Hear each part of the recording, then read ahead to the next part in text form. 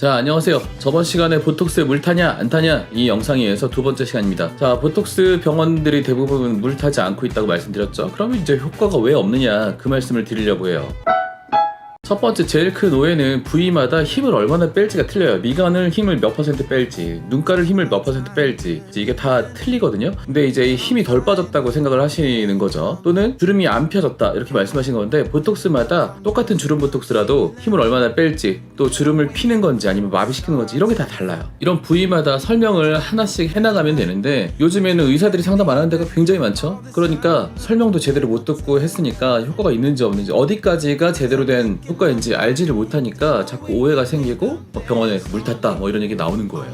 그래서 제일 중요하고 흔한 원인은 설명 부족이 크고요. 자, 두 번째는 정말로 보톡스 병마다 효과가 세거나 약하거나가 있는 것 같아요. 확실히 보통 약들은 아스피린, 항생제 이런 것들은 화학적으로 합성을 해서 약을 만들잖아요. 근데 보툴리눔 톡신, 이 보톡스를 어떻게 만드냐면 보툴리눔 균을 배양을 해가지고 이 균한테 자꾸 일을 시키는 거예요. 자꾸 일해라 해서 이 균을 얻어내는 건데, 이 균을 병마다 이렇게 담아야 되는데 이게 똑같이 100점짜리로 가지가 않아요. 어떤 병은 80점, 어떤 병은 120점, 이렇게 플러스 마이너스 20점까지는 그거를 OK로 봐서 통과를 시킨다는 거죠. 솔직히 병마다 틀리다 이 이론은 학회에서 어떤 명망 있는 원장님께서 저한테 설명을 해주신 건데, 이게 들어보니까 상당히 일리가 있어요. 말도 되고, 진통제나 항생제 같은 그런 약들 복제약 나오잖아요. 특허기가 만료되면 그때 생물학적 동등성 실험이라는 걸 하는데, 나라에서 법적으로 인정해주는 게 플러스 마이너스 20% 정도의 혈중 농도가 나오면 그건 OK로 인정을 해줘요. 그런 실험이 생물학적 동등성 실험이에요.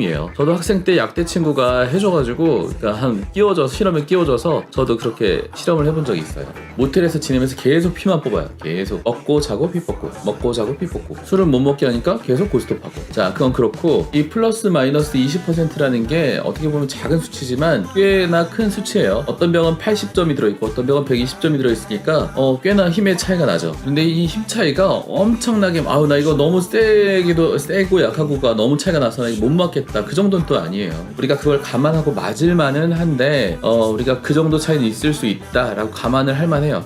근데 문제는 어설프게 몇 번 맞아봤던 분들이 이거를 받아들이기 어려워하는 경우가 있어요. 만약 보톡스를 3년 4년 같은 곳에서 계속 맞았다, 그런 분들은 벌써 이미 다 이제 알고 계시기 때문에 말씀이 없으신데, 어설프게 이제 3번 4번 맞거나 그런 분들 있잖아요. 그럴 때는, 아니 내가 옛날에 보톡스 맞았을 때는 효과가 이만큼 잘 나왔는데 이번에 맞고선 효과가 안 나왔다, 이거 잘못된 거 아니냐, 네가 잘못한 거 아니냐, 병원 물 탄 거 아니냐, 이렇게 되는 거죠. 얘기가 이렇게 흘러가는 거죠. 근데 근본적으로 약간 차이가 있을 수가 있기 때문에, 이거 똑같이 시술해서 똑같이 해도 약간 차이가 있을 수 있기 때문에 좀 약하게 느껴지신다면 3주쯤 기다렸다가 좀 더 놓으시면 돼요. 3주보다 더 빨리는 곤란하고요.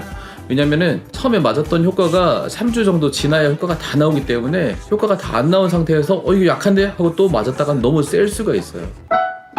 제가 개인적으로 좀 기가 약하거든요. 그래가지고 나왔다, 더 놔달라, 빨리 놔달라, 나 효과 빨리 보고 싶다 이런 말씀하시면 제가 마음이 약해가지고 기다리지 않고 막 놔드리고 했는데 결과가 항상 안 좋았어요. 충분히 1차 때 맞은 효과가 나올 때까지 기다렸다가 그 다음에 만든 게 좋아요. 자, 그 다음으로는 보톡스 내성, 그 유명한 내성이 이제 나왔습니다. 보톡스 내성이라는 거는 보톡스가 있으면 그 보톡스에 대해서 우리 몸이 항체를 만드는 거예요. 그래서 보톡스가 역할을 못하게 하는 겁니다. 근데 이제 보톡스에 대해서 걱정들은 많이 하세요. 내성이 생기면 어떡하냐. 그렇지만 이 내성이라는 게 정말 쉽게 생기지가 않아요. 1000명에 한 분 생길까 말까 한 정도니까, 이 영상을 보고 계신 분들 중에서 99.9%는 내성이 안 생기시는 거예요. 그러니까 별로 걱정 안 하셔도 돼요. 저 내성인 것 같아요, 또는 내성이라는 얘기를 듣고 왔어요, 다른 병원에서. 그런데 대개는 용량 부족이 대부분이지 이렇게 내성이 실제로 있었던 경우는 몇 분 없었어요. 언젠가 이 보톡스 내성에 대한 얘기도 영상으로 한번 만들어서 올려볼게요.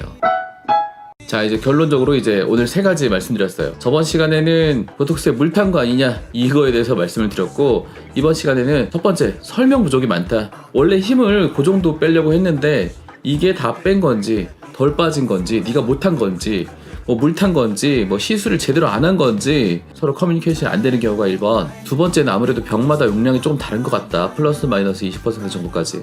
혹시 약한 병에 걸렸으면 3, 4주 정도 있다가 한 번 더 맞자, 리터치로. 그렇게 생각하시면 되고, 마지막 3번째는 진짜 내성 있을 수도 있다. 근데 내성이라고 생각해도 내성이 아닌 경우가 훨씬 많다. 도움이 되셨다면 좋아요, 구독 부탁드립니다.